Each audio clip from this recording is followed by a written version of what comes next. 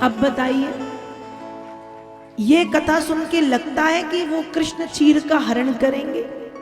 लगता है, पर किया ना, बिल्कुल किया।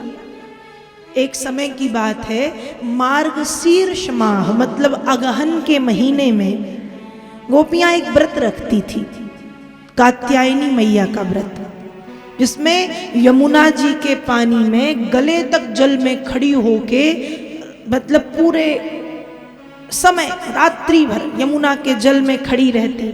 सुबह से फिर यमुना के किनारे आकर के भगवती कात्यायनी की पार्थिव मूर्ति बना के उसका पूजन करती। और ये सब क्यों करती थी?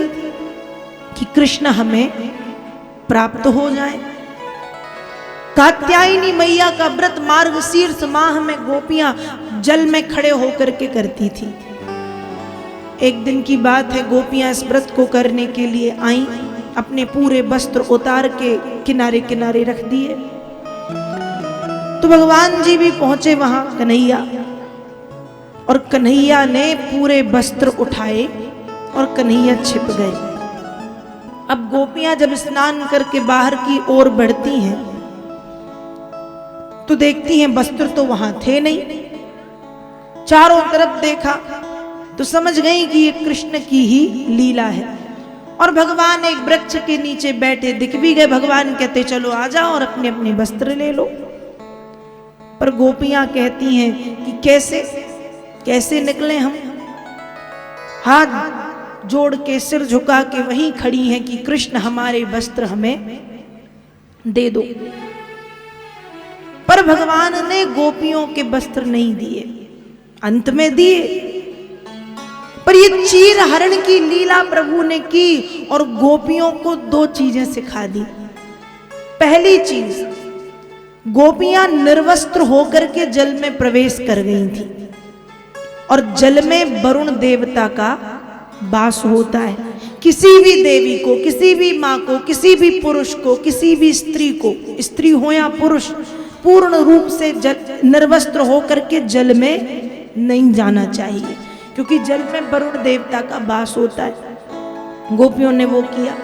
तो भगवान चाहते थे कि इनको अपनी गलती का एहसास हो जाए कि हम ये जो कर रहे हैं ठीक है, हम व्रत कर रहे हैं, कात्यायनी मैया का व्रत खूब पूजन कर रहे हैं कृष्ण को पाने के लिए, लेकिन ये तरीका गलत है। और दूसरा, चीर हरण किया। चीर हरण का मतलब वस्त्रों का हरण नहीं है। लीला यदि प्रभु की देखी जाए तो समझ में आता है चीर हरण है, वस्त्रों का हरण है। लेकिन चीर का अर्थ होता है गोपियों की नेत्रों के आगे अज्ञान का एक पर्दा पड़ गया, अज्ञान का एक चीर, और उस अज्ञान के चीर का गोपियों भगवान ने हरण किया। गोपियों के नेत्रों के आगे पड़े अज्ञान के चीर के कारण, अज्ञान के पर्दे के कारण सामने खड़े कृष्ण भी गोपियों को दिखाई नहीं दे रहे थे, क्योंकि आंखों पे अज्ञान का पर्दा है। और भगवान ने कहा कि इस अज्ञान रूपी चीर का हरण तो करना ही पड़ेगा, तभी गोपियां पूर्ण समर्पण के साथ भक्ति कर सकती हैं। इसलिए गोपिकाओं के भक्ति मार्ग में पूर्ण समर्पण के लिए भगवान ने गोपिकाओं की आंखों में डले अज्ञान रूपी चीर का, अज्ञान रूपी पर्दे का हरण किया, जिसे चीर हरण की लीला कही गई। और फिर बाद में भगवान ने गोपियों को वरदान भी दिया है। चीर हरण जब किया तो वरदान भी दिया है कि तुम ये जो व्रत कर रही हो ये मुझे पाने के लिए कर रही हो। मार्गशीर्ष माह में जो व्रत किया, चिंता मत करो, आने वाली शरद पूर्णिमा की रात्रि में मैं तुम्हारे साथ महारास लीला करूंगा। ये वरदान दिया है प्रभु ने, भागवत जी में ऐसा वर्णन आता है। और फिर आगे जब शरद पूर्णिमा आती है, आने वाली, एक पहले आती है, पहले शरद पूर्णिमा आती, बाद में मार्गशीर्ष, तो मार्गशीर्ष के बाद फिर से जब शरद पूर्णिमा आई तब भगवान ने गोपिकाओं के साथ महारास लीला की और गोपिकाओं के व्रत का जो वरदान था वो उन्हें दे दिया। तो श्रीमद् भागवत महापुराण के 10वें स्कंद के 29वें अध्याय से लेकर के 33वें अध्याय तक के इन 5 अध्यायों में वेद व्यास जी महाराज भगवान की रास लीला का वर्णन करते हैं, जिसे रास पंचा अध्यायी कहा गया है। जिस प्रकार से मनुष्य के शरीर से यदि आत्म तत्व को अलग कर दिया जाए तो मनुष्य का शरीर निर्जीव हो जाता है, ठीक वैसे ही श्रीमद् भागवत महापुराण के 10वें स्कंद से इन 5 अध्यायों को निकाल दिया जाए 29 से लेकर के 33, तो भागवत जी अधूरी मानी जाती है। ये 5 अध्याय श्रीमद् भागवत के प्राण हैं, 29वें अध्याय से लेकर के 33वें अध्याय तक। और भगवान ने बड़ी सुंदर रास लीला गोपिकाओं के साथ संपन्न की है। शरद ऋतु की पावन बेला में भगवान ने यमुना मैया के पावन तट पर पहुंच करके जब बंसुरी का वादन किया, बांसुरी बजाई, और गोपियों ने जब बांसुरी के उस वादन को सुना तो इति वेणुरवं राजन् सर्वभूत मनोहरं श्रुत्वा ब्रजस्त्रियः सर्वा वर्णयन्ता भिरे भिरे। जब भगवान ने बांसुरी बजाई तो श्री सुखदेव जी महाराज परीक्षित से कहते हैं, राजन यही कृष्ण का वेणु रव था, यही कृष्ण का वेणु रव अर्थात वेणु गीत था। सर्वभूत मनोहरम, जिस वेणु गीत ने संसार के सभी मनुष्यों के मन का हरण कर लिया। मनुष्य के साथ साथ जानवर और पशु पक्षियों के मन को भी हर लिया भगवान के इस बंसुरी वादन ने। कैसे? कहा, जब बांसुरी की आवाज गायों के कानों में पड़ी तो गायों के जो कान हैं वो सामान्यतया नीचे की तरफ झुके होते हैं, ध्यान से सुनिएगा। लेकिन जब बांसुरी बजाई तो गायों के कान भी खड़े हो गए, और जब बांसुरी सुनी गायों ने तो गाय के थनों से अपने आप दूध बह रहा है। जब गाय बहुत ज्यादा ममत्व में, वात्सल्य में डूब जाती है तब ऐसा होता है। तो इतने वात्सल्य में, ममत्व में गाय डूब चुकी है कि गैया के थनों से अपने आप दूध बह रहा है कृष्ण की बांसुरी सुन के।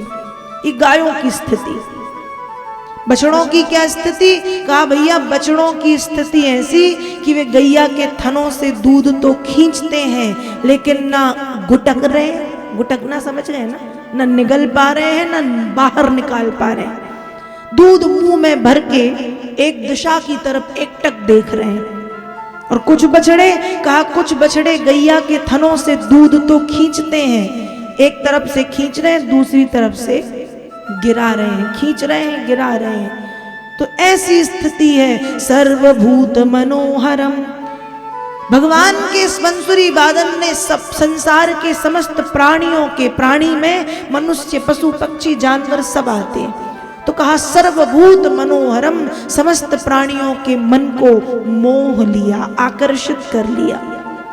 ऐसा कन्हैया का वेणु रव। भगवान ने बांसुरी बजाई और जब गोपियों ने सुनी बांसुरी की आवाज तो निशम्य गीतम तदनंग वरधनम ब्रजस्त्रियः कृष्ण गृहीत मानसा आजगमुरन्योन्यमलक्षितोद्यमा सयत्र कांतो जवलोल कुंडला। कहा, जब गोपियों ने बांसुरी की आवाज सुनी तो बांसुरी की स्वर सुनते ही गोपिकाओं के अंग प्रत्यंग में वर्धन होने लगा। निशम्य गीतम तदनंग वर्धनम, स्फूर्ति आ गई, आनंद के अतिरेक में गोपियां समा गईं। और फिर गोपियों ने बिल्कुल देर नहीं की, अपने अपने जो घर गृहस्थी के कामों में लगी थी, कुछ ने पूरे किए, कुछ गोपियों ने आधे अधूरे छोड़े। और भागते हुए गोपिकाएं दौड़ते भागते यमुना के तट पर चली आई। कहा कुछ गोपियां भोजन बना रही थीं, लेकिन जब बांसुरी सुनाई दी तो भोजन वोजन छोड़ के आधा अधूरा चूल्हे पे चढ़ा के वैसे ही भागी।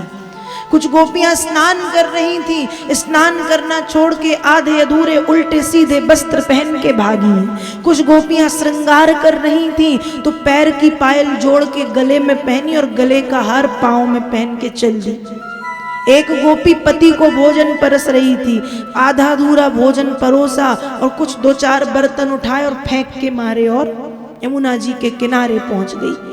एक गोपी काजल लगा रही थी तो आंखों में काजल लगाया, लेकिन बांसुरी के स्वरों में ऐसी डूबी कि पूरे मुंह में काजल लगा लिया और वैसे ही चल दी।